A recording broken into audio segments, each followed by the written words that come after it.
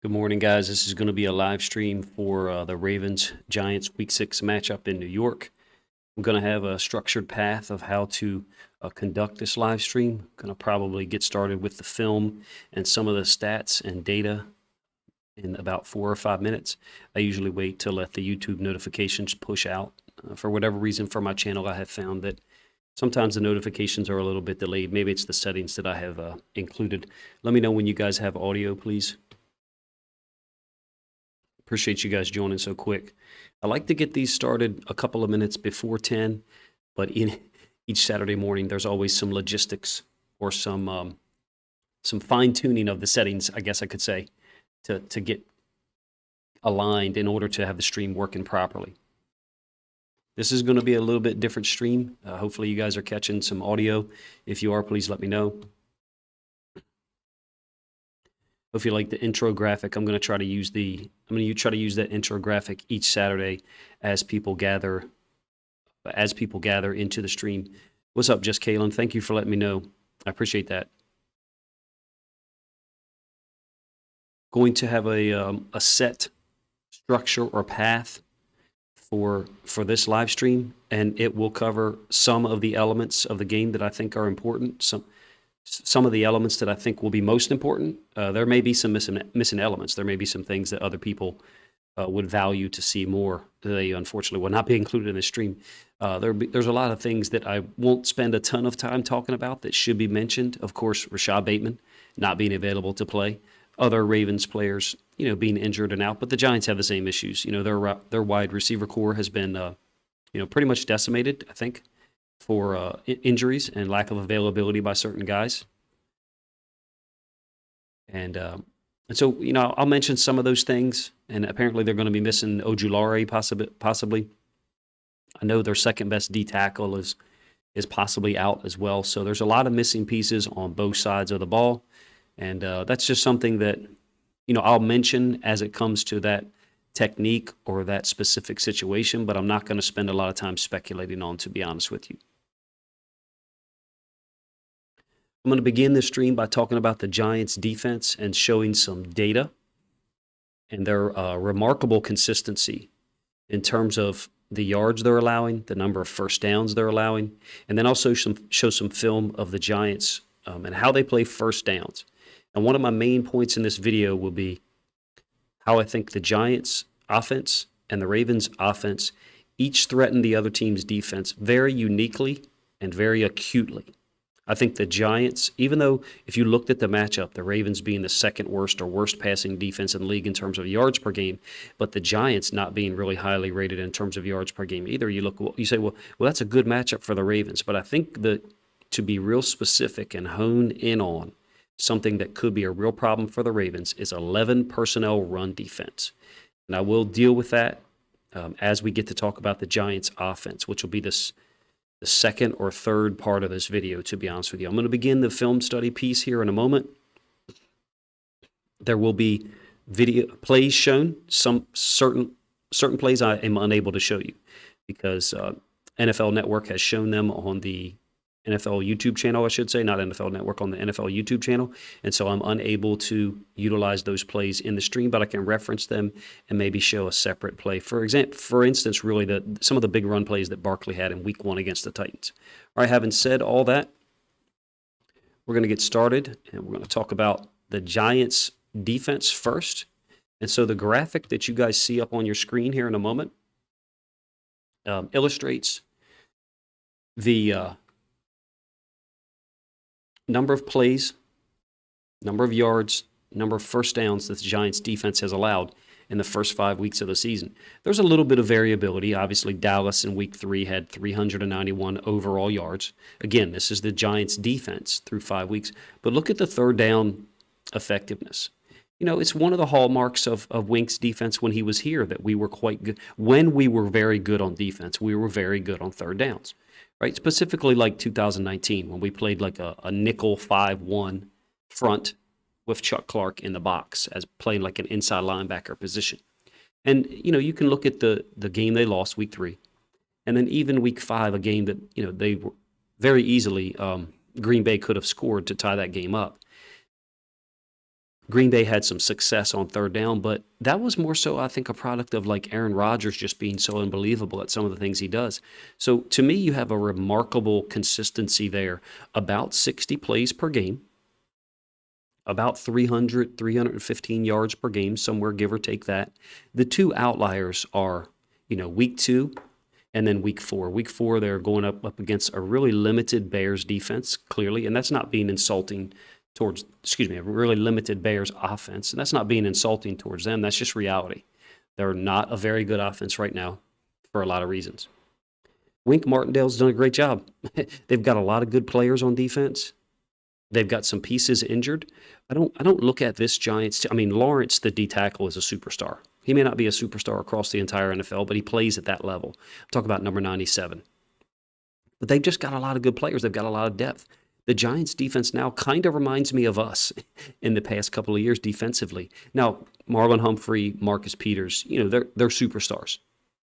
But the Giants just have a lot of good players, and they get after it. They play really hard, and I think I wanted to show the consistency here because when I looked at the stats, and I know this is a drastic departure from how I usually start a stream. Usually I begin immediately with the film.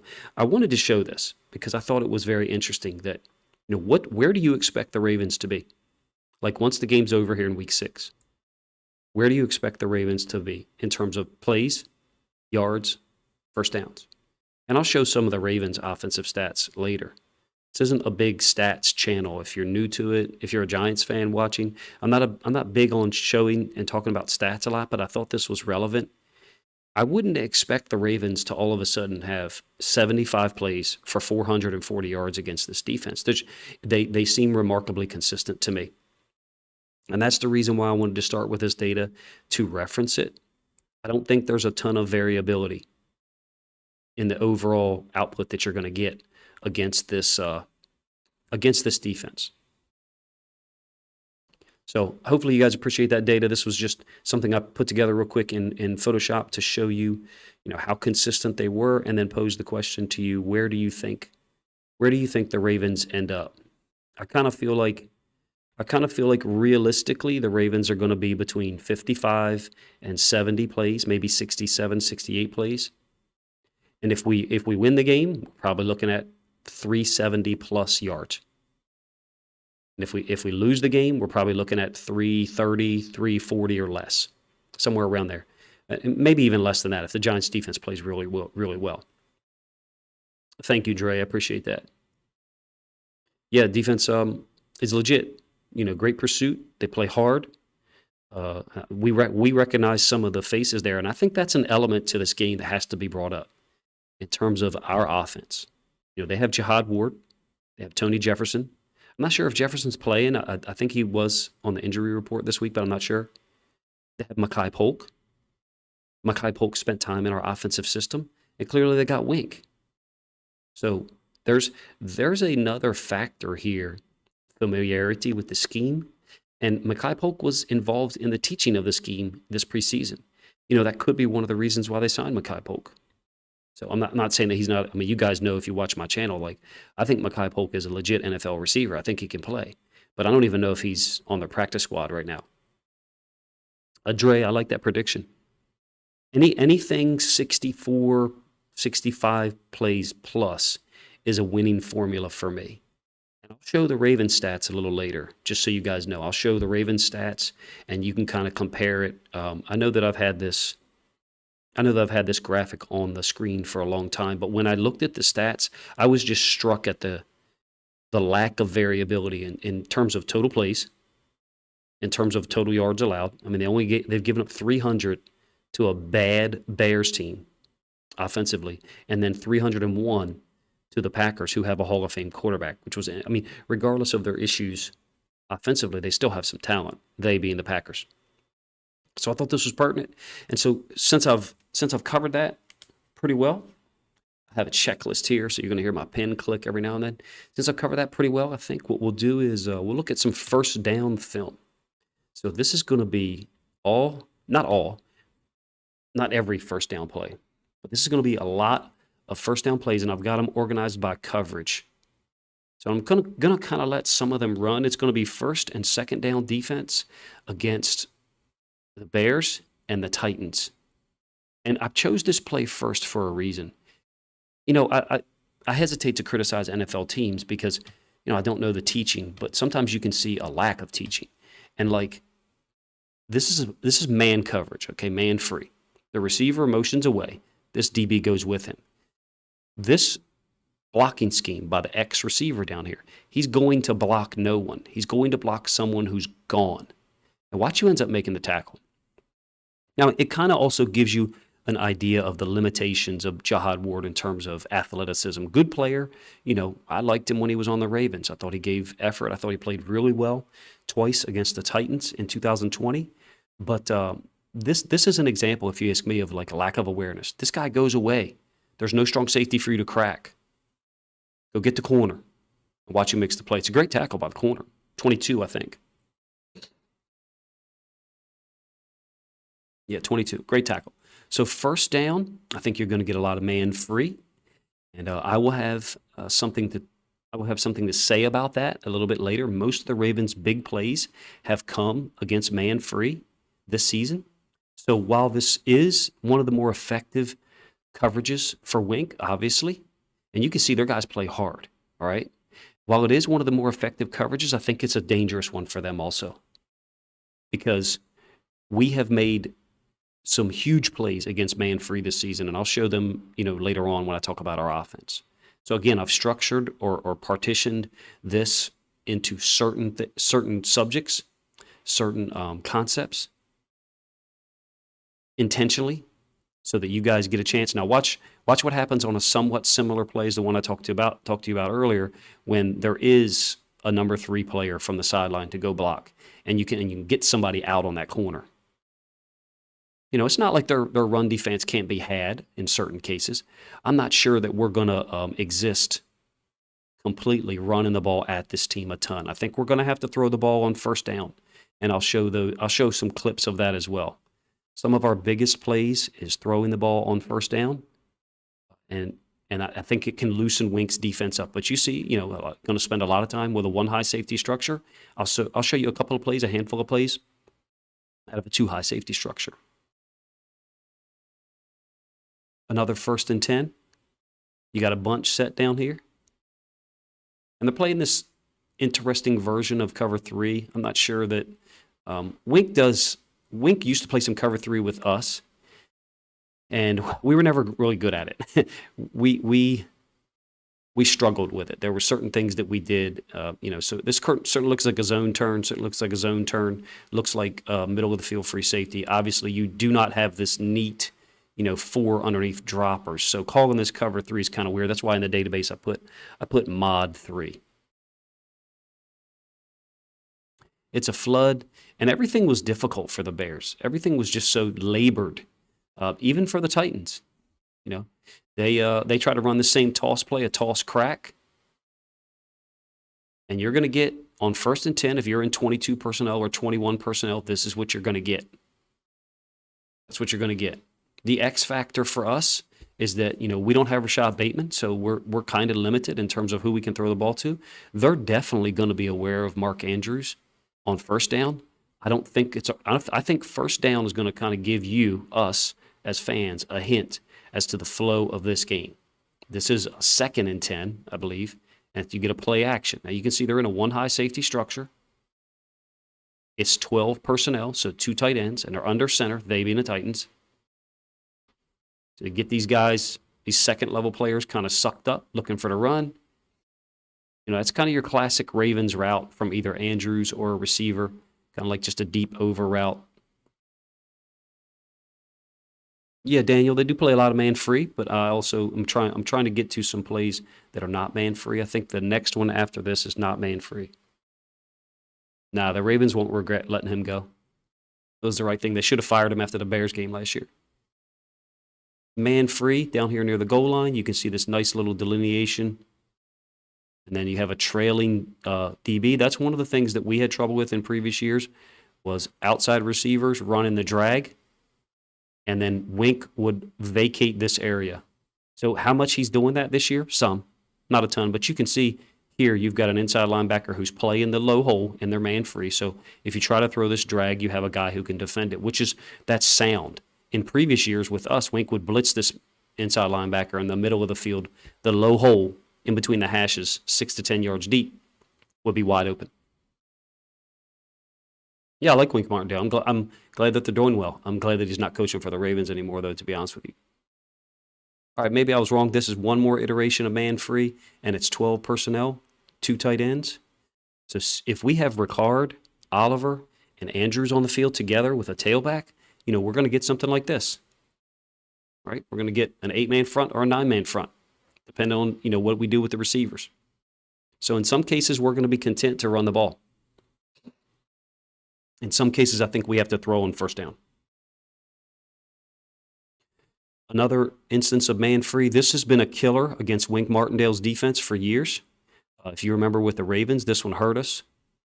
Should have been a DPI, I think, but they don't call it sometimes when you get tangled up. This doesn't look like being tangled up to me. But in any case, we struggle with this. Think of the first touchdown that the Vikings scored in 2020.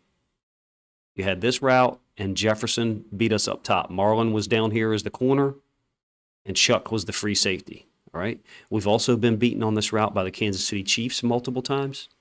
Multiple teams have beat us on this route. So we should run this route against the Giants this week.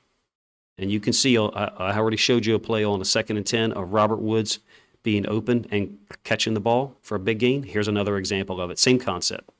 Some people call it Yankee, whatever you want to call it. Good morning, guys. Hey, I'm not going to track the chat as much as normal because I have a very structured path that I'm trying to go here, and it certainly doesn't mean that I'm not, trying to look at what you guys are saying, nor do I, not care. I just I want to try to get this in an hour, and I have a lot to get through. So another run, and look at the box. You've got 1 high safety, 1 corner, presumably manned up down here, 1 tight end, 2 tight ends, 3 tight ends, so 13 personnel. This is what Wink's going to do. Good for him, man. He knows who he is. He knows who his players are, and they play it well. Last one, 21 personnel, again, 1st and 10. Occasionally, they've given up big runs, don't get me wrong. I wonder sometimes about some of this counter stuff that we run. That's a big tell early in the game, if you ask me, is are we going to be able to run our counter option stuff against them? So a lot of first down plays. Again, you got an over concept once more, and a 19-yard gain to Treylon Burks. So man free. Burks is running this route. We've seen 3 instances of it just from week 1 here. So the Titans clearly knew what normally threatened Wink's defense in terms of man free. Even if you keep 1 inside linebacker to drop in the low hole, okay, so what that means is rush 4 and then play somebody in the low hole. The over route's going to go over the top of them. It's not going to matter. All you got to do is have a clear out concept up here to clear out that space. If you can get time, if they bring 4, and you presumably could have time. If they bring 5, you may not have time. I don't think they survive playing man-free against the Ravens. Lamar Jackson kills man-free. He always has. All right. Having said that, let me switch over to... All right, so this is something I put together. Something I put together that has the data or stats of the quarterbacks that have faced them. I think they've done a great job. I mean, don't get me wrong. They don't have an interception this year, but that doesn't mean that they're not playing good pass defense at all. In fact, I think they're playing high-level pass defense. They're making things difficult on people. That's what Wink does, okay? He plays man-free. He tries to make things difficult on people. This, to me, shows you they've really clamped down on Baker Mayfield, Justin Fields, in terms of completion percentage. Look at, you've got 50% or sub 50%. Cooper Rush, Tannehill, and Rodgers were able to be a little bit more efficient, but look at the number of attempts that Rodgers had to throw in order to get 222 yards. It's not like Rodgers had 39 attempts for 400 yards. So they've been remarkably consistent in terms of total yards allowed, total first downs allowed. That's the first graphic I showed you guys earlier. And then here, they've been pretty consistent as well in terms of how effective they are against quarterbacks.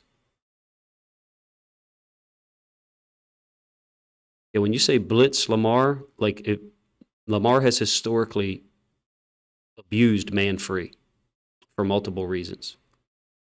Because if it's man free and receivers' backs are turned running down the field, and Lamar takes the ball, gets the ball, and takes off, backs are turned up. What would normally be an 8-yard gain for Aaron Rodgers or Ryan Tannehill or Cooper Rush is a 25-yard gain for Lamar. Man free is going to have be a really interesting matchup. How effective is it? Are the Ravens going to continue to abuse man free, which they have done this year? Or, are Wink's guys going to be able to get to the quarterback and pressure Lamar with 4 or maybe even 5? It'll be really interesting to see. All right, so that's some of their effectiveness against quarterbacks. Where do you think we end up in terms of our stats? Where do you think we end up? Completion percentage, touchdowns, sacks, etc. Certainly we hope we don't end up getting sacked 6 times, right, like Justin Fields. I feel like Fields is a guy who's being left out to dry with a really poor offensive line. Just from the little bit I have seen, in preparing for this, I don't really feel like that offensive line is doing him any favors. I could be wrong. Where do you feel like we'll end up on this, stat line? I didn't organize it by efficiency. I just organized it, week 1 to 5. Yeah, we don't need a lot of yards to get, to generate points. We usually can be in the 220, 230 range and still get 2 or 3 touchdowns.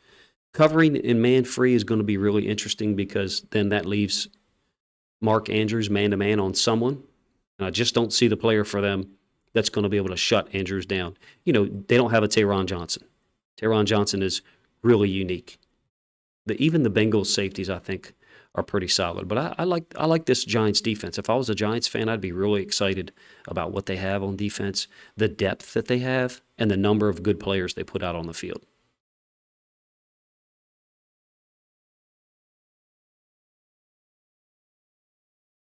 All right, so now that I've shown you some statistical breakdown of how quarterbacks have fared against them, I would say that Lamar would be in the high end here compared to Tannehill and Rodgers.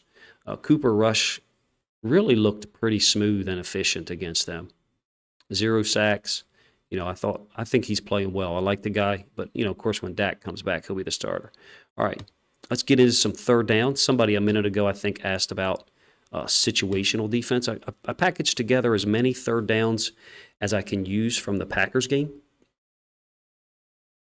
to just show you, some of the things they were doing. Now, there's some stats floating around that they blitzed like crazy on Aaron Rodgers. I just don't see it. I mean, I see them bringing 5, often, but that's Wink. That's what he does, So 3rd and 4, running the ball against them, probably a good idea. Why? A lot of times in third downs, and I think this is Jihad Ward. If you remember for the Ravens defense, for the last 2 or 3 years, Pernell McPhee, some of our outside linebackers, they would turn into D tackles on pass rush situations. So what becomes a pass rush situation? I mean, 3rd and 4 is a rundown for us. It could be a rundown. It could be. So it's a little different when you're facing Aaron Rodgers. Normally it would be a pass down. In this case, they run for 8. They run for 9 on 3rd and 4. Does it mean that they're weak against the run? Hell no. Absolutely not. But when they do subtract someone from the box and they play an outside linebacker at D tackle, it's possible that, on a 3rd and 4 or 3rd and 5, we could run the ball. I think one thing the Ravens may want to consider is going 11 personnel. Wink historically has had less trouble stopping something out of his base defense. Now, this is just an unbelievable play by Aaron Rodgers. They're attempting to play a version of cover 3, and they kind of look like us playing cover 3 for 2 or 3 years under Wink. We didn't play a lot of cover 3, we being the Ravens. We played a lot of man free. So when we did attempt to play cover 3, I just inserted an ad, by the way. When we did attempt to play cover 3, we didn't look super smooth at it. They don't look bad here to me. And then Cobb ends up, curling up over the linebacker level in front of the safety and making a tough catch. Hell of a play by Aaron Rodgers. Hell of a job, by Cobb getting the football. This free safety looks like he's breaking on this route here. Maybe he didn't see Cobb, ends up being a first down. But that's the exception on 3rd down against this defense. They seem to be pretty stout, pretty aggressive. 3rd and 11, I think you get double smash concepts.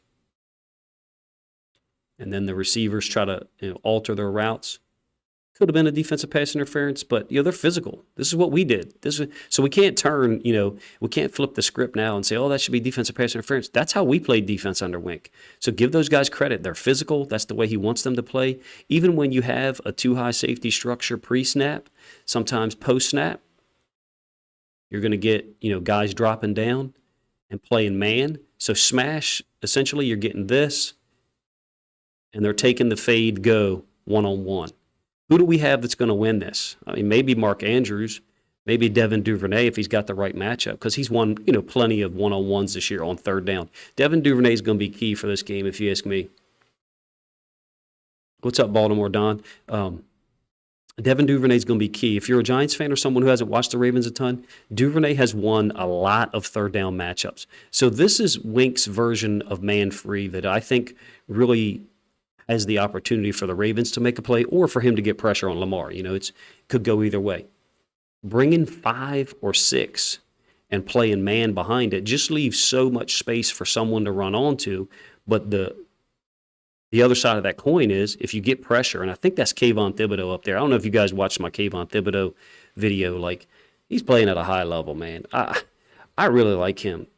Does he have a sack yet? No. He's tipped multiple passes. The guy's got a great motor. When he tackles people, he explodes in the last, yard and a half. You can see it. Anyway, any case, it's man. Yeah, there's all this area open here that, we used to give up as Ravens.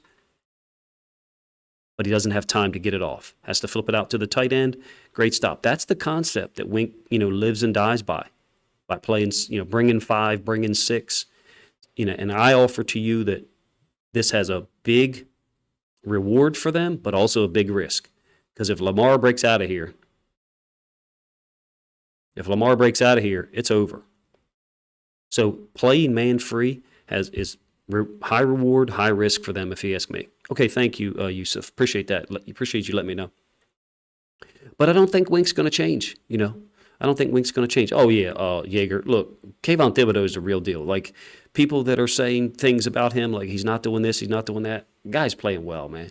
Guy's playing well. And their interior pressure, especially with 97, and I think the other guy's coming back. I can't remember his name, to be honest with you. Like, they're talented. That's a talented defense. All right, so the other version of man-free that they play, and I kind of have referenced this already, is, man on all these guys, right? And then you keep a linebacker in the middle field. That's not QB spy all the time. That's just man-free. Man-free is normally a 4-man rush with a Mike linebacker in the middle of the field and a free safety in center field at depth. Yeah, Williams, he's tough. And I think he hasn't played in a while, right? So in any case, you got middle of the field linebacker, free safety there. To me, this might be the version of man-free that we get. Man, Daniel, are you sure you're a Ravens fan? I feel like it's going to be a pretty close game. You sound like you think the Ravens are going to get blown out. I'm interested in what your score prediction would be. Let's get that on record from you. So man-free, 5-man rush, man-free, 4-man rush. If they can get pressure with 4, that gives them another defender once Lamar does break out of here to possibly either tackle Lamar or, put pressure on him and then let some pursuit get to him. That's kind of how the Bengals did things when they wanted to rush 4. Interesting to see how their defense stacks up compared to the Bengals and Bills, because the Ravens have played some pretty incredible defenses the last 2 weeks. Another version of man-free that's blown. So what I mean by blown, and this will be interesting because the Ravens do this, they're chipping this D-end with the tight end, and then he's going to slip out into the flats. This is like a 3rd and 4, I believe. And you can see you've got man, right? There's your middle of the field free safety. One of these 2 guys needs to be covering the tight end, and the other one needs to be in the low hole. So low hole meaning, between the hashes, 6 to 10 or 12 yards deep. That's your 4-man rush.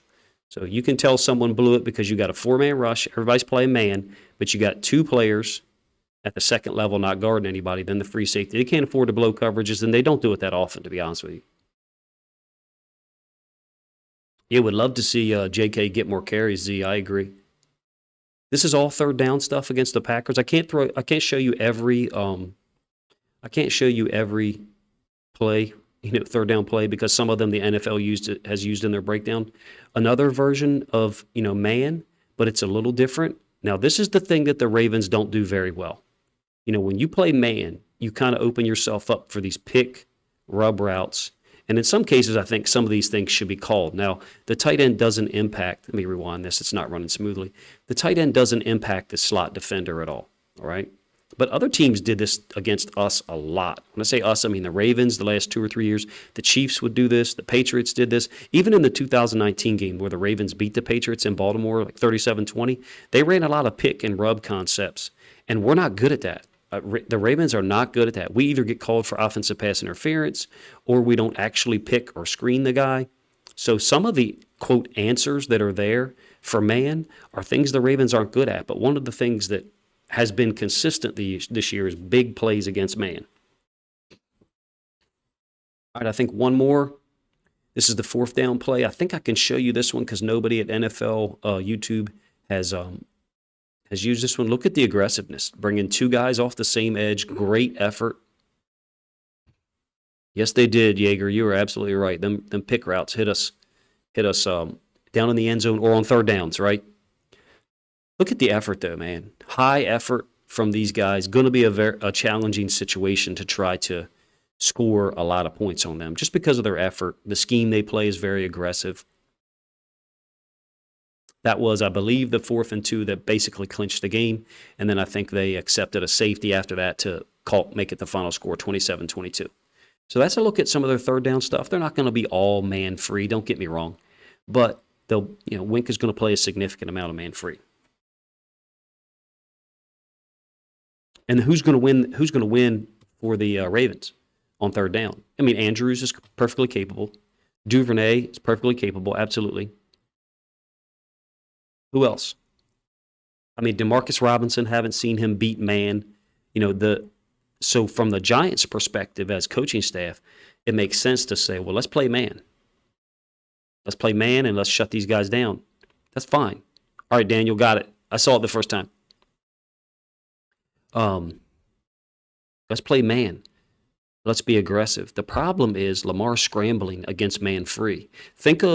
Remember the playoff game up down in Tennessee, 2020? We're down 10-3, and Lamar scrambles for a long touchdown near the end of the first half to make it 10-10. That was man free. 2 of Lamar's big runs this year, man free, and I'm going to show you one of them later. So I agree, Athenian. I don't see how they get to 24 points unless Barkley goes off for 125, 130 plus. Yep.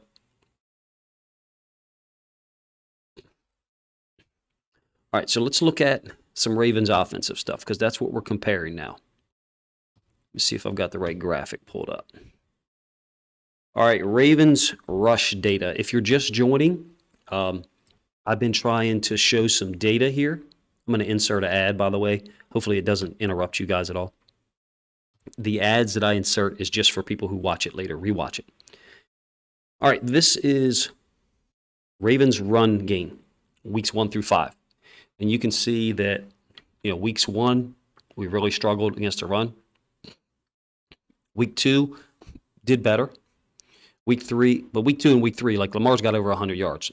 So, that's pretty unique. And again, this speaks to, the coverage that the Giants play. Some of our run stats, biggest run stats, are on 3rd and 7. They're on 3rd and 2. Some of our biggest run plays have been in situations where it's not a called run play. It's a scramble by Lamar. That's the scary thing about playing man-free for them. Am I saying that they can't do it successfully? No, that's not what I'm saying. I'm saying they can do it successfully 7 times out of 10, and then Lamar breaks out of there 2 or 3 times on a 3rd and 6 and gets 25. Guess what that does? Then they stop playing man-free. Nobody wants to give up a 20, 25-yard scramble, on 3rd and 6. Run game has definitely, opened up a little bit since week 3, since JK came back. Also, the counter run play that we're using a lot of is really effective. And I'm going to try to show you guys some of that here in a minute. I've got about 12 run plays queued up for you. And some of them are Ravens run plays early in the season. And of course, we know we were struggling, especially against the Jets. I would compare the Jets defense to the Giants in some ways. Big, physical. The only difference is the Giants are 3-4 The Jets are a 4-3 team. But against nickel, against 11 personnel with your nickel, it's all the same, right? How many yards do you think Lamar needs? What's the winning formula for rush yards for Lamar? Overall, what do you think the winning formula is? And then for Lamar, what do you think the formula is?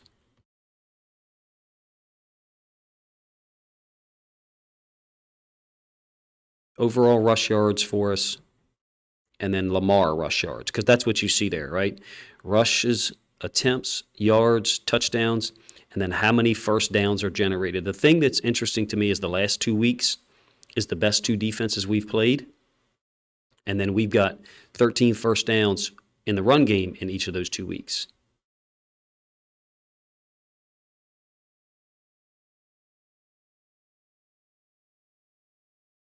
I don't know that we need 100 yards from Lamar, but probably close. SC, I don't pay attention to Thursday Night Football. Like, it's a joke. It shouldn't even be played. It's dangerous for the players, so I refuse to watch it. I'll watch it when the Ravens play. That's it. You think we only get 70 yards in total as a team? No way.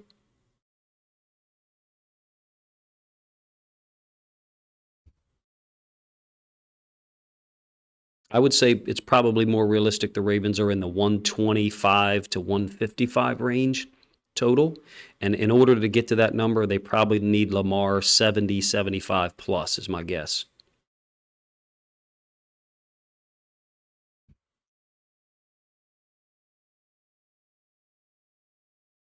Yeah, I think you're definitely looking at 100 plus, no doubt, because of the number of rushes we're going to have. Just look at the number of rushes we have, consistently 25 plus. Of course, against the Bills, that's the rain game, and we went too conservative offensively, so we ended up with 33 rushes.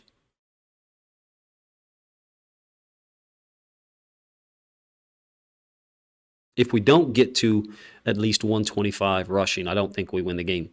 I think that means they're stopping us on first down. Or one other thing could be true. We're throwing on first down and we're hitting big plays. Oh, the Ravens' run blocking is way better, Xavier. It's improving a lot. Ravens' run blocking's been really impressive the last 2 weeks against the best two defenses we played. Now, the Giants have played against a really good defense, too. They played against the Cowboys. Cowboys, I think, are fourth in the league in scoring, like 14.5, somewhere around there. 25 for 150. That sounds pretty accurate, Noah. I would accept that. Yeah, Justin, I think we'll be in more single high safety looks this week, no doubt. The problem is the Giants offense is so unique and so dangerous in running to the boundary. I love what they do, and I will show some Giants film here soon. I got to move past this graphic, to be honest with you. I like to I put these together just to give you guys a little bit of context for some of the stuff I'm showing. So right now we're going to show Ravens run plays. And look, we were just not good running the ball early in the year, especially against the Jets. We didn't get much push. Gap schemes weren't working.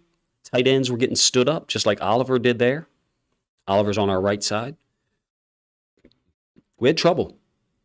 And this, Giants defense, I think, compares favorably to the Jets in terms of a front. But I think the Jets have a little more talent at inside linebacker. And Quinnen Williams and 97 are very comparable. Quinnen Williams gave us problems, but he gives everybody problems. I don't like this play the way we ran it early in the season with Lamar opening. Look, you got the pulling guard and you got the pulling tight end or H-back, and Lamar's opening this way. Once we, in week 3, went to running the same scheme, except Lamar opening that way and the running back winding this back, a lot of things have unlocked. And what I mean by that is we can leave the D end unblocked on this side, and if he chases down the line, so he chases the running back and he chases the pulling lineman, So I'm talking about this lineman here that Morgan Moses is engaging, and Lamar is opening here. But what I'm referring to is the switch that we have made with Lamar opening that way. If we read that D end, Lamar can just take off. And that's some of the things we've done later in games. We did it twice against the Bengals late in the Week 5 win. Yeah, 5 yards of carry, I would agree, Josh. I think it's possible, but Wink's going to put a lot of guys in the box. And one of the main points I'm going to get to here in a minute is I think we've got to throw on first down. See how awkward it looked? I think Lamar actually may have opened the wrong way, guys. I think he did. Look at Drake's path. Drake's stepping here to go back that way. I think Lamar may have opened the wrong way. We've fixed a lot of things in the run game, seemingly. And these are some of the same guys. Justice Hill, 0-yard run here. Rake Swan, what's up, man? How you doing? Well, I don't think that they're any more impressive than the Jets front seven and the Bills and the Bengals, for real. They're really good, though. Throwing on first down would loosen them up no matter how good they are. You know what I mean? Early in the season, run game really struggling. Even on some zone stuff, struggling. Too much pressure on the running back, even on a 4-yard gain. Against the Dolphins, things kind of improved a little bit. We use this little unique scheme. I would expect to see this once per game, where we line up with 2 tight ends, or in this case, a tight end and Ricard, and we motion and run toss to it. Everybody in the NFL runs this. It's a 49ers play. It's a Shanahan play. Everybody's running it. The Bills run it. The Dolphins run it. We run it. The Bengals run it. June, I hope so. I hope they take JK off I hope they let him out of the box. And when I say that, I mean, 12, 14 carries would be great. And Justice Hill isn't there. So we know that run game is bad when you have to resort to stuff like this. Look at the Chiefs. This is working, don't get me wrong. But look at the Chiefs. Why do they do all that unique stuff down near the goal line? Why do they do all that unique stuff on 3rd and 1, 4th and 1? Because they struggle to just line up and run the ball right at you.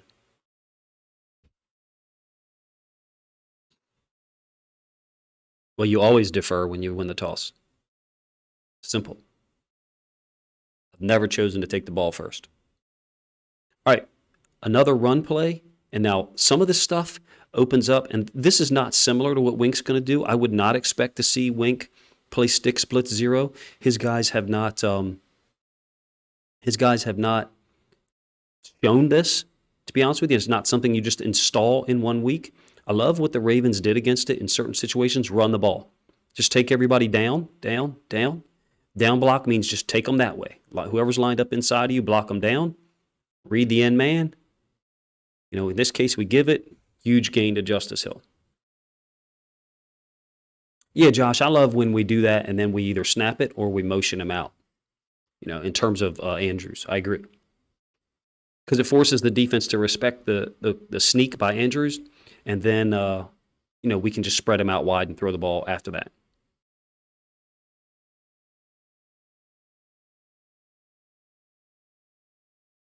Yeah, I don't like your attitude, Daniel. I'll be honest with you. In person, you wouldn't be talking like this. Like, you're just a negative person.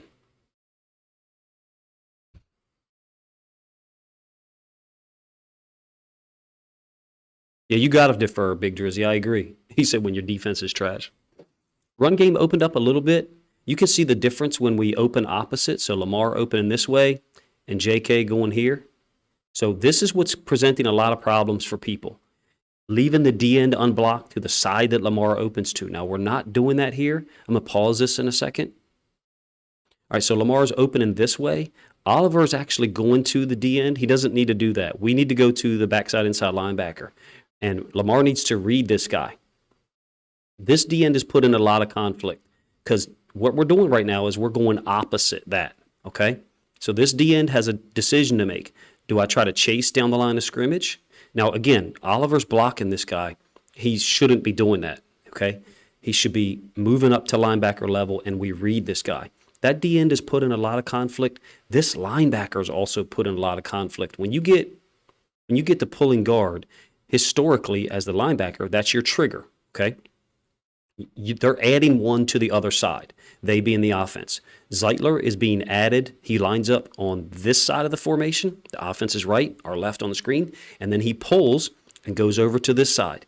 You need to match that as a linebacker. The problem is we run this same play sometimes, and Lamar will keep it.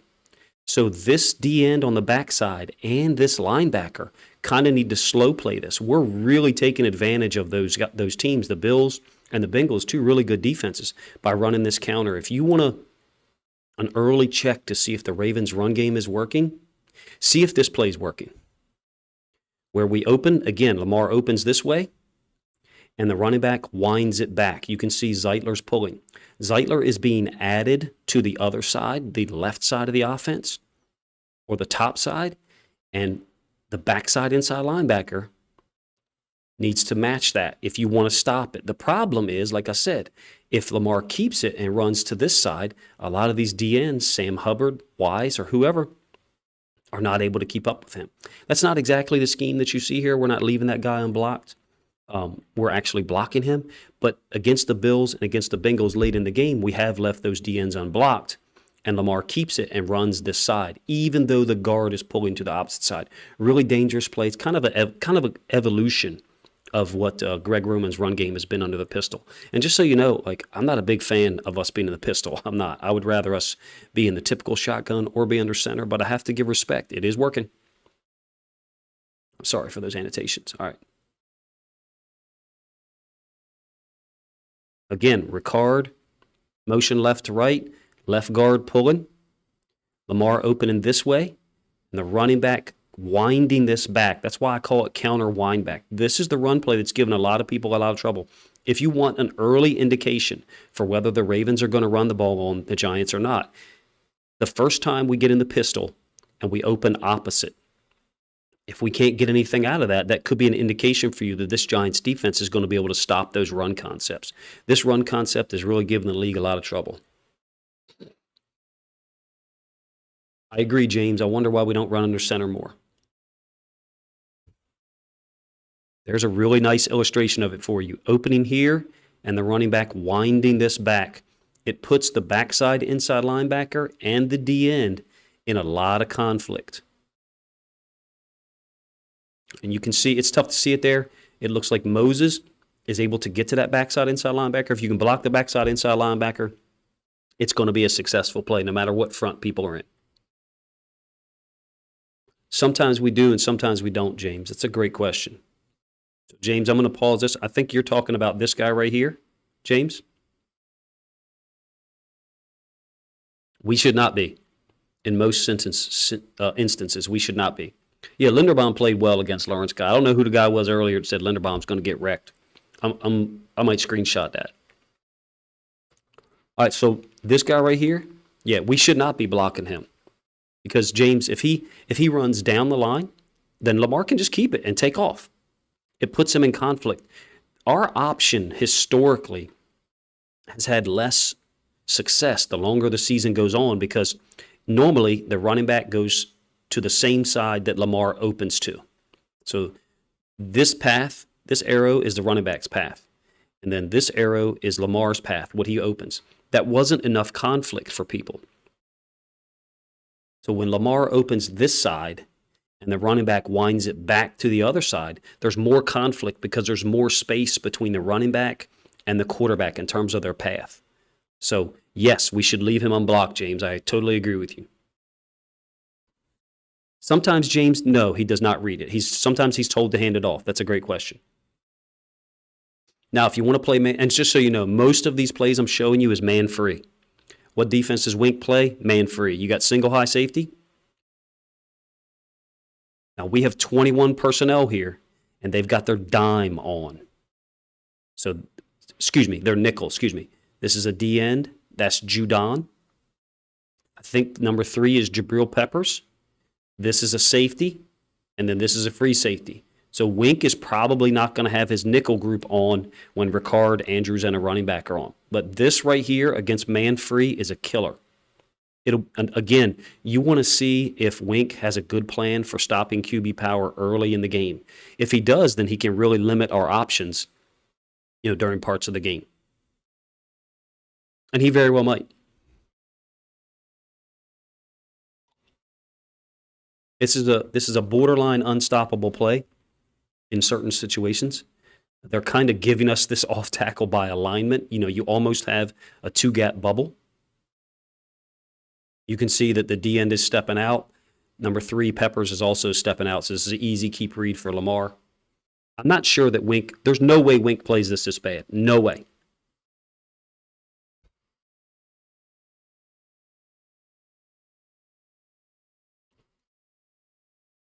I totally disagree with people who think that Linderbaum isn't pass proing well. Absolutely wrong. Watch the film. Linderbaum's our best offensive lineman until Stanley plays all game. Once Stanley plays, then it's not even close. Now, at some point, teams against this QB counter stuff, this QB power read, they decide to try to put more people in the box, but you can't. When we have 4 set out receivers or a tight end and 3 receivers, you got to line up over them. This is almost too easy, guys. If your DNs aren't athletic enough to tackle him in space, so I'm talking about this guy right here, Lamar bounces this. They play it pretty well. Look at Bentley. They play it pretty well. Lamar just outruns him to the sideline. He did the same thing against the Bengals and the same thing against the Bills. Am I saying that Lamar's going to run this play against the Giants for 15, 18 yards? Well, late in the game, yeah. No, he's not, Daniel. You don't know what you're talking about. That doesn't surprise me. Again, watch. Lamar is in the pistol. He's opening this way. And someone made a good point earlier that sometimes he's not reading it. Yeah, sometimes he's not told to. Sometimes it's just a give. So Lamar's opening to the offense's left, and the running back is winding this back. The timing on this is kind of weird. But again, an early indicator for you to see if the Ravens are going to be able to do anything consistently against this Giants defense is when we open opposite and the running back winds it back, are there enough guys here to be able to stop the run? Number 1. Number 2, are we going to throw on first down and loosen them up? I think we have to. I think if we don't loosen their defense up, they're too talented and too tough up front for us to be able to run the ball consistently. The Bills play a base nickel. They play a base nickel defense right now. That's what I see. Taron Johnson's playing a hybrid nickel inside linebacker. What coverage is this? Man. We're really giving people problems in man, whether it's the pistol, whether it's the shotgun. All right, one more play. Then I'm going to move on from the Ravens run stuff and show some of our passes on first down. Another tell, and I haven't finished this video yet, but another indicator for you early in the game, if Wink's got a good plan or not, is when Lamar's under center and there's 2 running backs, meaning Ricard and a tailback, guys, we're like 100% run. We're like 100% run. Maybe 95. It's very rare that we throw the ball when we're under center and there's 2 backs. Now, the opposite, when we're under center and there's 1 running back, so Ricard's not here, guess what? It's like 95% pass. Hasn't happened that much. He ain't been overpowered much. You guys don't know what you're talking about.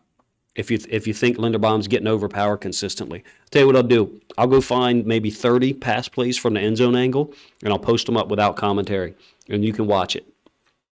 And then you tell me what you think. This draw play has a limited return, meaning it's not going to work all season because teams are going to recognize the tendency I just showed you. Quarterback under center, 2 backs in the backfield is like 95, 97% run. That's not going to work all year. It did work against the Bills, don't get me wrong, but it was only week 4. Once we have enough data out there of that, tendency, 2 backs, quarterback under center, run, teams are going to set out to stop the run. All right, let me show you. So, yeah, Carnell, you at least know what you're talking about. Let me show you some. Give me 1 second, guys. Let me load up this other playlist. Wrong one. I don't know that I'm going to get to the. I don't know that I'm going to get to the Giants run game. Moving a little slow here. All right. So Ravens against man free. You probably already recognize this. Bateman's touchdown against Xavier Howard, man free. Now we don't have Bateman, so that's a big loss. Now for other teams, other people might say Rashad Bateman wouldn't be our number one. Well, he is for us, and he makes plays against man. Man free. I think this is a defensive pass interference. This one actually may not be man. This is not. This is zone. Defensive pass interference on the safety for the Jets. Somebody early correctly said the Jets safeties aren't that good. That's correct. That's the weakness of their defense, no doubt. Oh, yeah, Bateman absolutely dropped that against the Bills. He had a really terrible game against the Bills.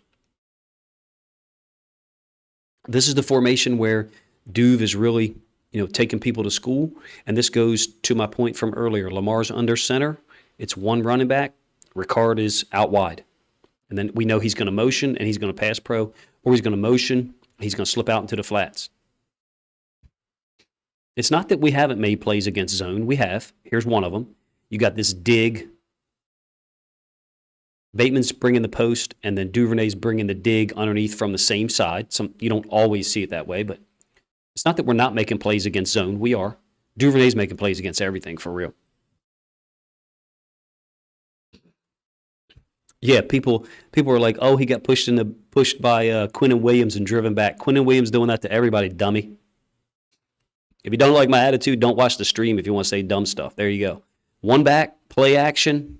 Whenever you see Lamar with this angle with his leg under center on play action, I feel like he knows where the ball's going. He does a great job. This is a kind of offbeat throw. He's not really like set his feet. I think he's thinking about scrambling here, and then he sees Duve coming open left to right. Now, that's off screen for us. We don't have it. But you can see perfect throw, even kind of like a sidearm throw. Really unique. I think this is a zone. So it's not like all of our big plays have come against man. We've had plenty of big ones against zone. This is a long-time staple of Greg Roman down in the end zone is two tight ends or even three down in the red zone. And then Ricard trying to get, push width, get this corner to widen up. And then we just throw. We hit this against the Colts one time in 2020. We hit this against Washington in 2020, I think for a touchdown to Nick Boyle, I believe.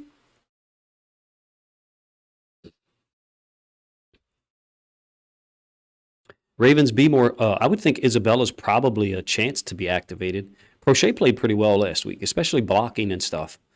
So it'll be interesting to me to see who is eligible. This is zone. Like I said, boom. If they're going to give us the coverage, we're going to make big plays. Also, under center, one back. So when you watch the game Sunday, if you see us under center and one back and we run, that's a good thing. That means we're going against our tendencies.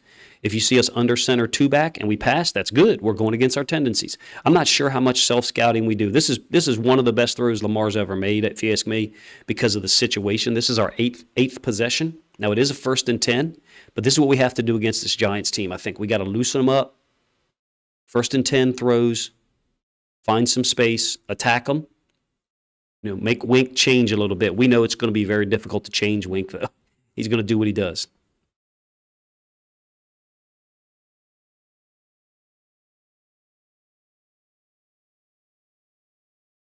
Yeah, you're a clown, Daniel. You're a clown. Like, I bet you don't know a damn thing about football in real life. I bet you haven't coached one day in your life. Real world, what's going on, man? Thank you for joining. Never seen you in the stream, but appreciate you commenting. This one just continues to impress me.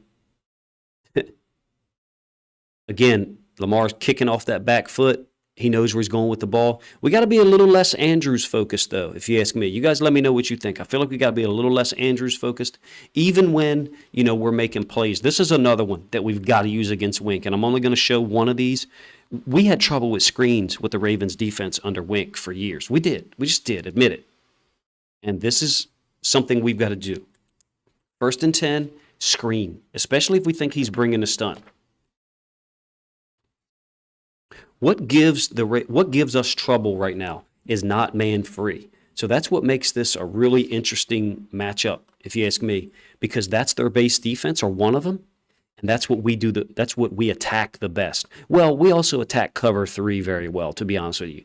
We attack man free and cover three very well. We do not attack, split field coverages very well. We do not attack cover two very well. Those are things that we do not attack very well historically. I'm going to move forward here because I'm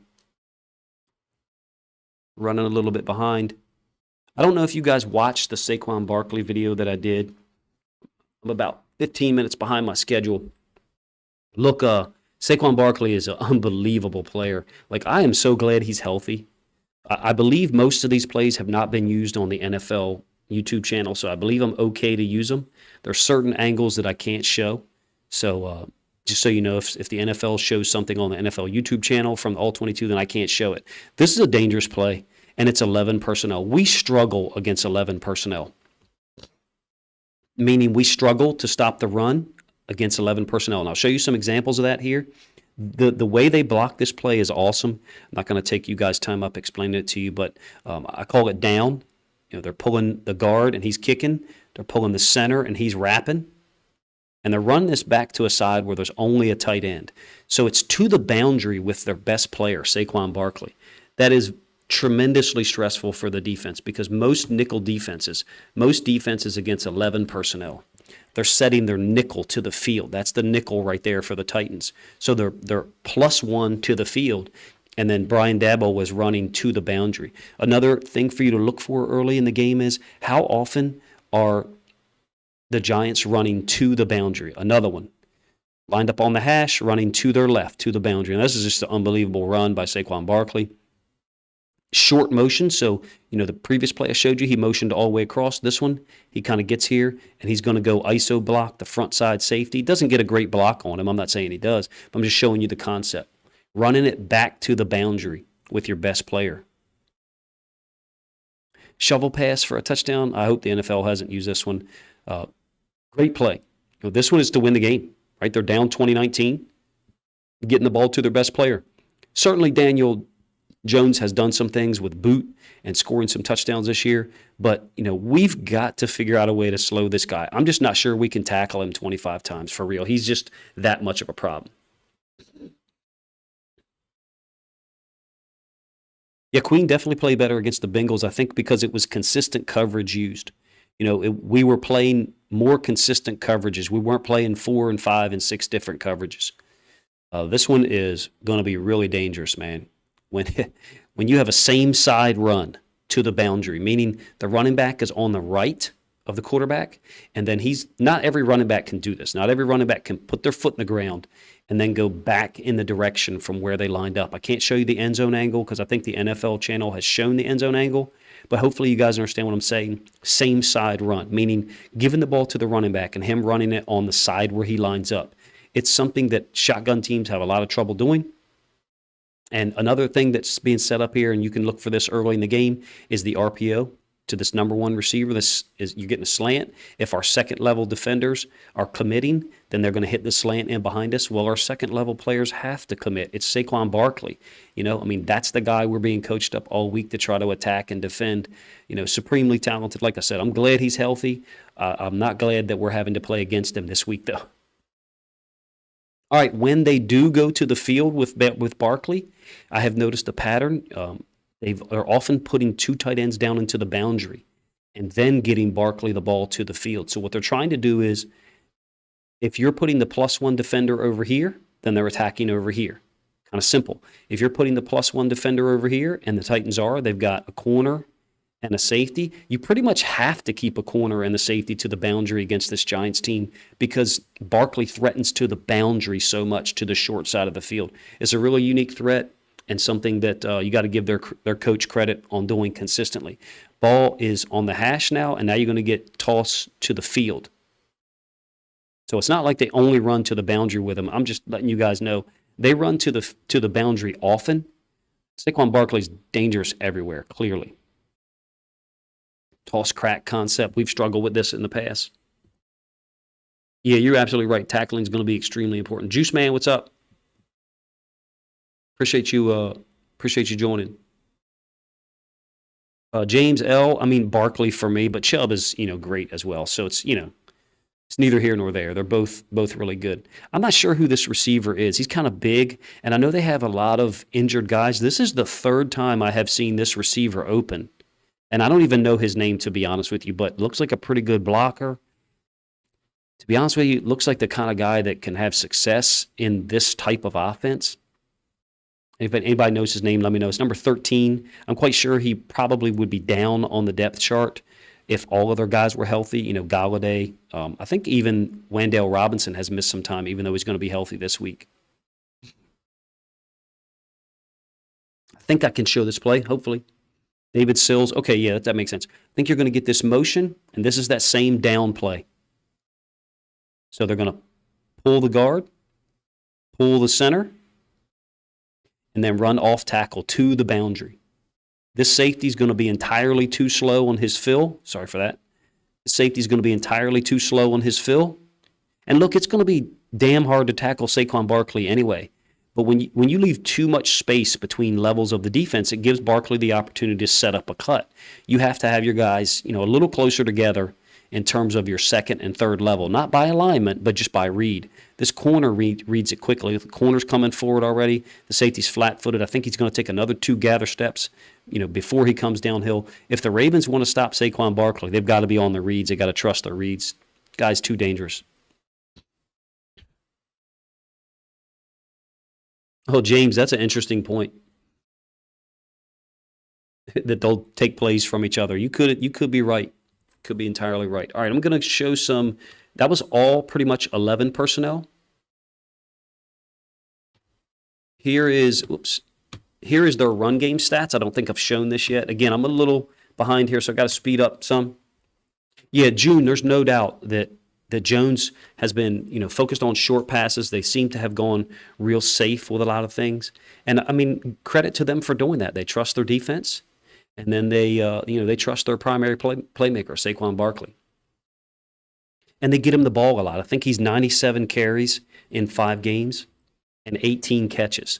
So almost 120 touches in 5 games. So by my count, that's what, 24 a game, something like that? Yeah, Saquon's going to be a real problem. All right, so this is their rushing stats for the first 5 weeks. You can see the outliers is week 2 and then week 5. They were only able to generate 125 yards rushing against the Packers and only 8 first downs. The way this reads across is rushing attempts, rushing yards, how many rushing touchdowns, all right? And then the second number is like, let's say, for example, week 1. They had 11 first downs from the run game in week 1. And Jones had 25. So it's very interesting to me that we have 2 offenses that are outliers across the NFL. And I think that's what makes this game really really interesting. And I don't know how much attention this game is going to get. It's a New York team, and the Giants, an amazing organization with a lot of history. It makes me wonder, though, how much attention this is going to get, being as these 2 teams play differently than everybody else does. The Ravens are, quote, a run team. The Giants certainly are, especially with the personnel they have there. I think they would be more closely aligned with the Titans of 2019 and 2020 if they had all their receivers, meaning they would have big play receivers and the ability to run the ball consistently at you and pop some big run plays. How many rushes and then how many yards do you think the Giants are going to end up with in this week 6 matchup? Do you think it's going to look like week 1 and week 4? Do you think it's going to look like week 2 and week 5? Totally agree. Real world. The Giants do a great job of second half adjustments. Absolutely agree with you.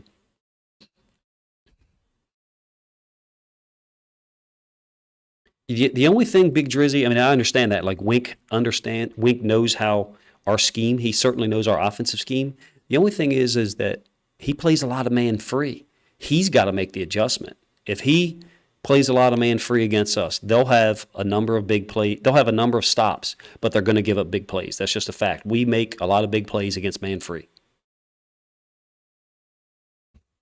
Yeah, Mark, I'm just not too sure that it's going to get a lot of shine because of the style of play. The NFL seems to promote certain styles of play over others. The Chiefs and the Bills more so than ours. But James, absolutely agree. I agree. We have knowledge of Wink's system. We know what he plays. For example, like bunch, he plays man free against it. So we can abuse that. And other teams abuse that. If you watch this channel for any length of time, you understand third down, 3rd and 4, or down near the goal line, teams were going to line up in bunch and they were going to attack our man free. Frank Lucas, if the Ravens hold Barkley to less than 100 yards, I'll be a little surprised. I'm not saying they can't, but I think his talent is just so high, and they get him in space so well, particularly to the boundary. So I'm a little concerned. I'm a little concerned about the run game for real. Do I think we're going to get abused like the Bears did? No. But if we give up 10 first downs or less in the run game, they're going to really struggle to get a lot of points on the board. If we can keep them to 10 first downs or less in the run game, I think that's an important number. Overall yards for Saquon, you certainly don't want to give up any more than 100. I'm just saying to you that I think it's the number of first downs they get that is more of an indicator of how often they can possess the ball, how long they can possess the ball, and then how long we're on offense. Because the more we're on offense, the better it is for us. I think we're gonna gauge their defense and probe their defense, and hopefully hit them on first down. Understood that, Mark. Understood that. The Chiefs Bills, I mean, that's what the NFL wants. That's what the NFL wants. They want quarterbacks to get all the shine for various reasons that I'm not going to go into, but it should be obvious to you that they want to protect quarterbacks, and they want quarterbacks to have, more of the attention than they are due in terms of only being 2 of the 44 players that play on the field a lot. And there's certain guys that need to be kind of stressed and propped up as stars a little more. Yeah, Pierce would be a huge thing. But look, June on, for real, to be balanced, the Giants are missing a lot of guys too. The Giants are missing a whole lot of guys. I think holding them to less than 10 first downs in the run game and then not allowing Jones to get free on the boot is key. Saquon Barkley is going to get the ball, and we're going to have to tackle him. Like, if you can't tackle him, you can't win, period. It's just no two ways around it.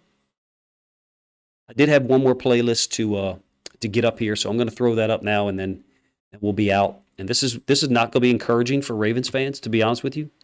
And, just take this and understand, like, I'm just trying to present to you a real perspective on the game when I'm trying to preview it.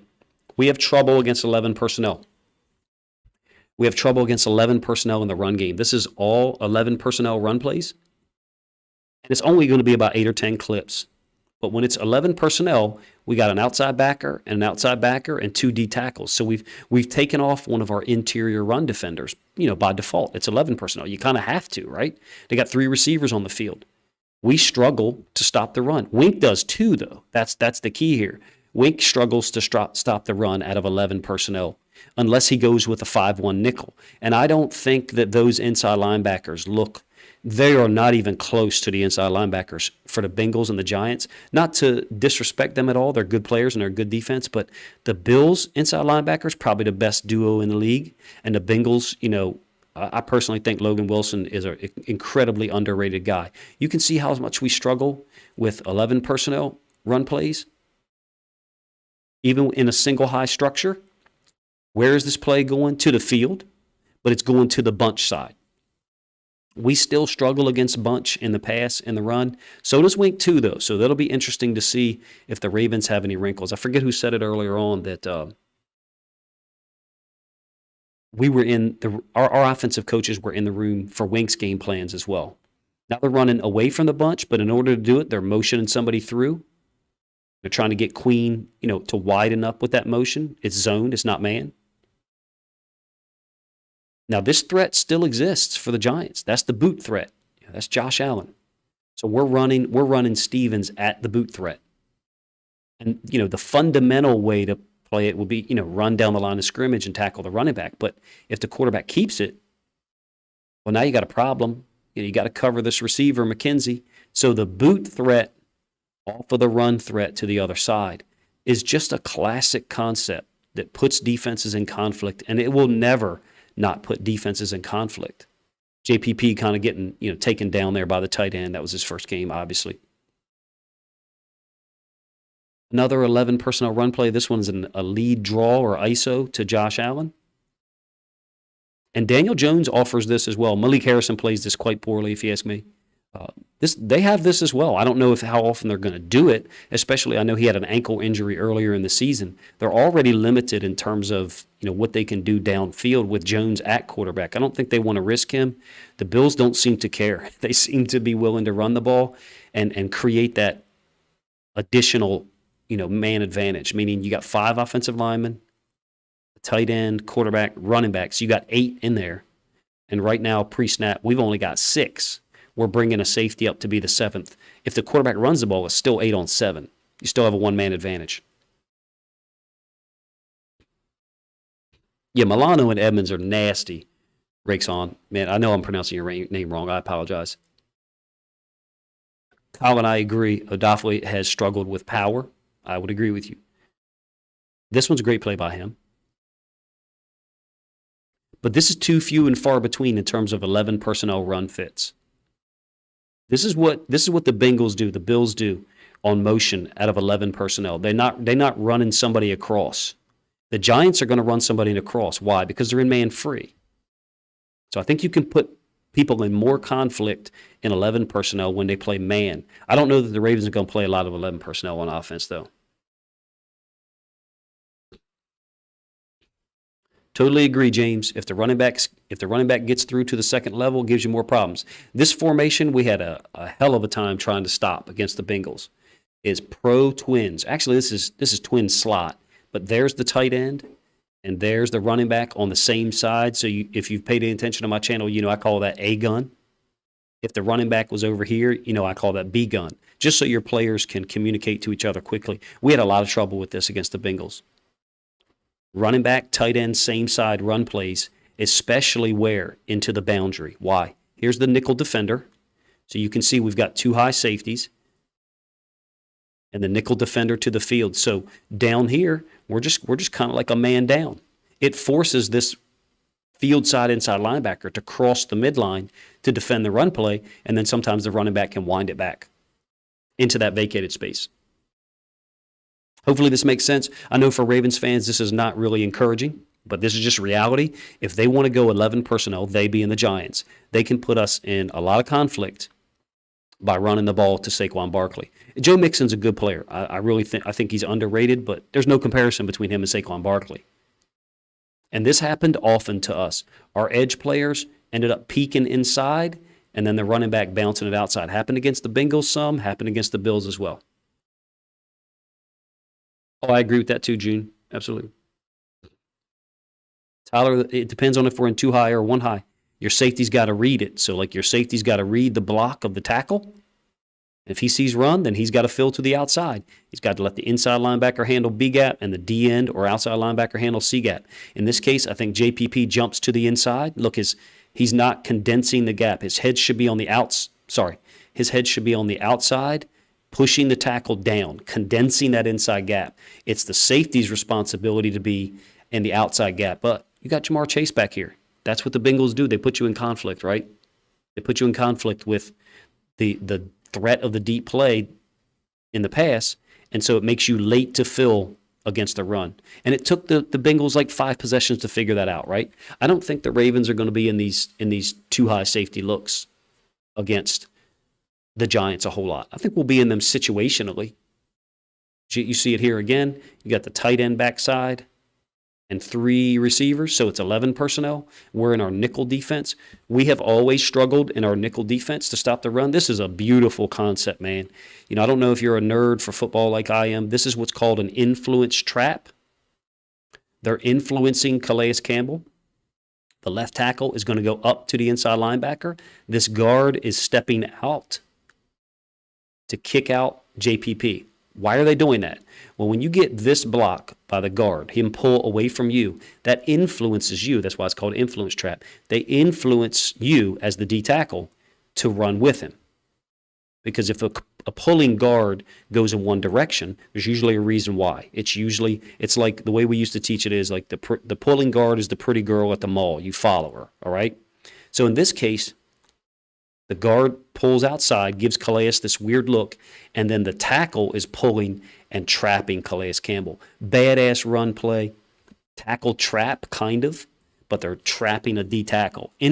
What I was taught is calling it an influence trap, and you can see they get hats on both of the inside linebackers, Bynes and Queen. One of the things the Ravens D linemen don't do a great job of, if you ask me, sometimes is reacting to blocks. Brandon Williams, now the guy who reacts to blocks the best is Matabike normally. He's not able to make the play here. I offer to you that 11 personnel run game is something that I think is there for the Giants, the way we play the run. Oh, I agree with you, BP. I always rooted for the Giants in the Super Bowls. Okay, last set of plays, and this again is a concern for me. We don't have Marcus Williams, right? So, you're looking at some combination of Clark, Hamilton, and Stone. So who's going to cover the tight end when we want to play man? Now, their tight ends, you may say, their tight ends aren't that great. I think they're a little more talented than people give them credit for. I like Bellinger, and I think the other tight end's a rookie. I like them. Are they going to be able to do this? Well, they don't have guys as good as Knox, for real. This is Knox against Geno Stone. They're being physical with each other. There clearly is a little bit of a push. I don't want that to be called. I don't think it should have been called on Andrews earlier in the game. I don't think that should be called. But who's going to guard the tight end? Are we going to leave Clark and Stone there and let Hamilton cover the tight end? Well, Hamilton interfered with Knox last week. Now, he's done a great job on like 5 other snaps this year covering the tight end.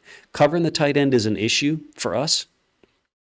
We had an issue with it last week against Hayden Hurst, right? Yeah, Bull, I don't really pay attention to PFF. I'm not delegitimizing them. Just me personally, I just try to, watch a certain amount of film and let my eyes go off the film. But I think their tight ends are better than they get credit for. Another instance of man here. I believe this is Brandon Stevens, but I could be wrong. So we're a little physically outmatched. Again, you get a little bit of a push off by Knox. I mean, it happens right around the 15. Right here, you'll watch Stevens get pushed backwards. They don't call it. So it's whatever. And that's just football. That's the way football should be. It should be physical. It happens to be incomplete. I don't know who we're going to cover the tight end with. Could it be Stevens? Because then that means we'd have Stevens, Pepe, Marlon, and Marcus Peters on the field at the same time. That would be a tremendously light group. You probably are talking about that as a third down group. This is the worst example of us playing the tight end this year, and it came at the biggest time. And the stream is almost over because I'm running out of time. You got a tight end here, 3rd and 2 against the Bills. Chuck Clark is supposed to guard him, I believe. I don't think this is cover 3. I think this is supposed to be man. And Chuck spends too much time with his eyes in the backfield, even when the tight end is clearly running this corner route. This was a huge moment. This would have put them in 4th and 2, I believe, with about 3 minutes left, but I could be wrong. It might have been a little more. So they would have had a decision to make. I think they go for it. But point being, it's poor technique by Chuck and shows that we do have trouble with high-level tight ends. And if you don't believe me, same thing happened last week multiple times, Hayden Hurst. Now, this is a 3rd and 14, so don't get me wrong. I'm not saying that someone should be on the tight end, but clearly there is an opportunity for Hayden Hurst to get this first down, right, on a 3rd and 14. You don't want to give up any 3rd and 14s to anyone, let alone the Cincinnati Bengals with all the talent they've got. Now, having said that, unbelievable tackle by Pepe. We pretty much are playing sticks here in some version, right? It's not sticks blitz 0, but it's sticks. That's why I call it sticks coverage, because it basically means that your players are going to drop to the sticks and then defend the yard to go. Pepe comes downhill, makes a great tackle. I still think we're leaving too much space for an athlete like Hayden Hurst, but this dude can play, man. Like, he can play. He belongs on the field. I don't know how many snaps per game, but a lot of passion, a lot of energy, man. I don't know about you. I'm real excited about Pepe Williams. A couple other plays where you're not going to be super excited. Remember that formation I showed you earlier where I said the tight end and the running back are on the same side, and we had trouble, stopping the run out of 11 personnel? Same thing happens here, except it's a pass play. We have trouble with 11 personnel, period, in my opinion. We are not a great nickel team. Now, part of this is, if you ask me, Chuck not identifying this is a vertical. I need to go with him. Chuck just leaves too much space here. Bynes, also has no awareness of Hurst's route, developing as it. He's tracking Burrow's eyes right now. But if Bynes goes too far this way, Hurst could sit this down.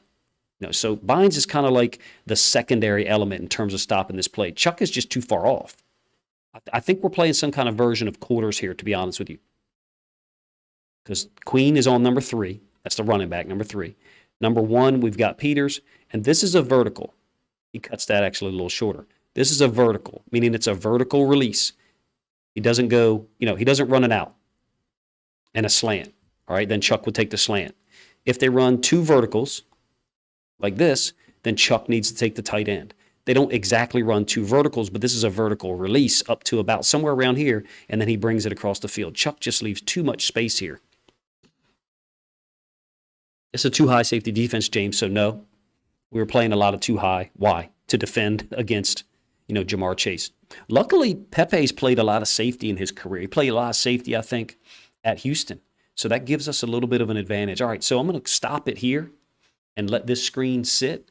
This is where I think the game will be won or lost. 11 personnel by the Giants. I know this is sloppy and unprofessional looking. 11 personnel by the Giants versus our nickel. What you see in the box right now is our nickel personnel. 4, 2, 5. All right? Outside linebacker, D tackle, and then 2 inside backers. If it's a passing situation, then we should probably get one of the inside backers off. But if it's a run or a pass situation, it could be either. This is what we're going to be in. All right? This is where I think the game will be won or lost. Do we give up big pass plays out of 11 personnel? We better not, because we're going to give up run plays. When they go 11 personnel, they being the Giants, we are going to give up some run plays, to be honest with you. That's just the way it works. There's just too many gaps to cover, especially when you put this tight end here. You got a C gap, you got a B gap, A gap, A gap, B gap, C gap. It looks like 6 gaps. That's true, but then you have this D gap outside the tight end. So that's 7 gaps, and we only have 6 players to defend it. The safeties need to be involved on some level. Too many times we gave up big run plays out of 11 personnel. If we can fix that, if we can fix the 11 personnel run plays, I truly believe that the Ravens can win this game. I don't do predictions. I do ranges. So if you don't like the range, that's no problem. Welcome to have your own prediction or put it up in the channel. Forget who it was earlier. Put 30-24 or something like that. I would say if we're able to slow down the run game, you're looking at the possibility of winning this game 30-17. Something like that. If we're able to slow down their run game. Because if we can slow down their run game and put them in obvious passing situations, we won. We've won that series. We've won that sequence. If we can put them in 3rd and 8 and stop the screen, we've won that series. Best case scenario for us, 30-17. 30-16, maybe 30-14. Meaning best case scenario, our offense plays well, our defense plays really well. Worst case scenario, we don't get our run game going, they get their run game going, and we lose this game 27-17. Something like that. That's possible. That's best case scenario, worst case scenario. Realistic, what I would say would happen the most amount of times if you play this game 100 times, but you don't play the game 100 times. You play it one time. That's why analytics is somewhat limited, because you play the game one time. I would say realistic scenario is Ravens 27, Giants 20, maybe 21. I just don't see how they get to 24 points unless they hit some big runs. They do like to run some trick plays. They do put Barkley back there at quarterback, and they run some read stuff. So I think there's a wide variance here. Hey, real world 21-7, that's not out of the realm of possibility. I think they get 2 scores. I do. I just see execution by their offense, and I see guys who believe in what they're doing. I'm talking about the Giants offense. They seem to believe in what they're doing. They seem to execute their techniques. And I would say that they're going to get 2 scores. Now, that could be a touchdown and a field goal. It could be 2 touchdowns, something like that.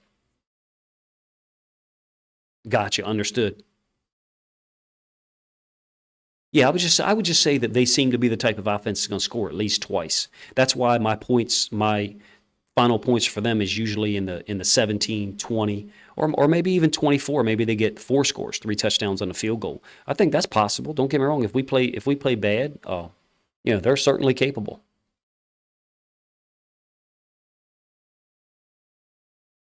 Have to get off the field on third and long. I agree, real world. I think we may have learned something last week that we don't have to get sacks to get off the field. I mean, would we like to get sacks? Of course we would. But we don't have you don't have to have a sack on 3rd and 8 to get off the field. You you can just force an incomplete pass, or have them throw it in front and you make the tackle. Yeah, I could see them scoring in the 20 to 24 range, no doubt. If we play really poorly offensively and put a lot of pressure on our defense, I they could score more.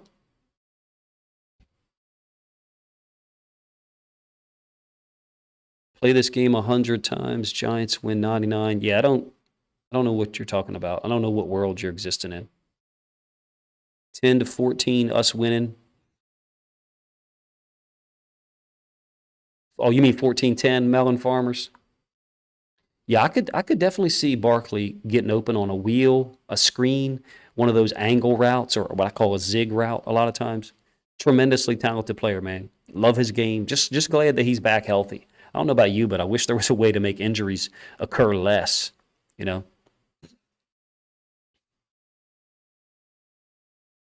Rake Swan, I mean, hey, look, I'm with you. Let's see how the defense, plays here early. And don't go for it on 4th and 2 from there. You go. You just said it. Don't go for it on 4th and 2 from midfield. Make them execute up and down the field, and hopefully not give up big plays. Ravens, I could see that 23-21. I could see that, no doubt. We have a huge advantage there. The thing that I think is a factor none of us have mentioned, and I haven't either, is we can convert 3rd and 10, 3rd and 12, either by throwing the ball or Lamar scrambling. They can't. If we put them in 3rd and 10, 3rd and 12, they're going to struggle to convert unless they can get the ball in Saquon's hands. But we're going to be able to cover their guys, except for Saquon. We generally are going to be able to cover their receivers and their tight ends, I think, on 3rd and 10, 3rd and 12. I think we have a tremendous advantage, even with Bateman out on those 3rd and longs or 3rd and 8. Ocho Millie, that's the best quote I've ever seen someone say on one of my streams. Football season should be extended just to give guys more days off. You would see a higher quality of play. You would see less injuries, and you would see less BS from the media too. Because like the media knows they only get the players for a certain number of days to talk to. They don't get every player every day. And so they ask dumb questions because they know they might only deal with that player. They may only get the opportunity to question that guy once a week. I feel like, there's a really short-sighted approach by the media a lot of times to the game of football, and that trickles down to fans too. I mean, you see it in some of this chat. Not with most of y'all, but at least two. Young Cherokee, what's up, man? Appreciate you guys joining the stream. We'll have one more video coming out tonight that'll be talking about Lamar's throws against certain coverages. It'll compare our throws against man-free versus our throws against too high safety looks like the Bills and Bengals play a lot of. I think those structures defensively give Lamar and our offense more trouble, the too high safety looks for real. And that's what plays into our hands if we're running the ball, is people drop a safety down or an eighth defender, and then that ends up opening things up for us in the pass game, in my opinion. I think the Ravens have the opportunity to really hit this Giants team early with some pass plays, but it's who's going to make the play? Duvernay or Andrews, that's about it seems like so far. Nobody else has really made any big plays in the pass game. I agree, Jordan. I agree totally. Appreciate you guys watching the stream, man. If you enjoy the stream, you think other people would like it, consider sharing it on social media. Young Cherokee, what's up, man? Thank you for joining. I always appreciate the energy. Hope you're having a good morning or whatever the time frame is that you're in right now. I hope you're having a good day.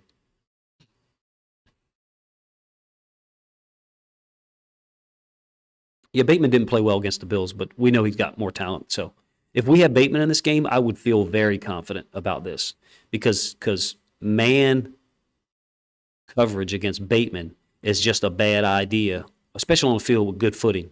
I mean, you saw what he did to Xavier Howard. You saw what he did to the Jets, even though it was raining on that day. Giants coaching is the difference. Yeah, Giants are solid, man. Giants are solid. I think they're going to have a great season. Yeah, it's coaching, man. It's coaching, and putting players into in position to succeed. Yep, exactly, BP. You said it specifically. I just kind of alluded to it. That Jones has more first downs rushing than Barkley does. A lot of that is on third down. I don't know how many. I don't know how many, but he's one that we got to contain too once it is a passing situation. So, oh yeah, Joel, I know Bateman's ruled out. I know. I know that. Yeah. Stut. Oh, my favorite player is Lamar Jackson. I mean, it's not even close. Lamar Jackson, my favorite player. That's why I look at the graphic that's on the screen. K-Dub, thank you, man. Ocho. I mean, he had some drops in the Bills game. It was also incredibly bad weather that day. We haven't seen that from Bateman before. So, to me, it's an outlier. Thank you, Real World. Appreciate you joining. All right, guys. Hope you guys have a good morning or good afternoon wherever you're located. Thank you for joining the stream. We're going to do the same thing every Saturday. Let me know in the comments section when I post this up if you guys like the structure of it, meaning me showing you some data and then trying to show you some film that hopefully backs that data up. Appreciate you guys' time.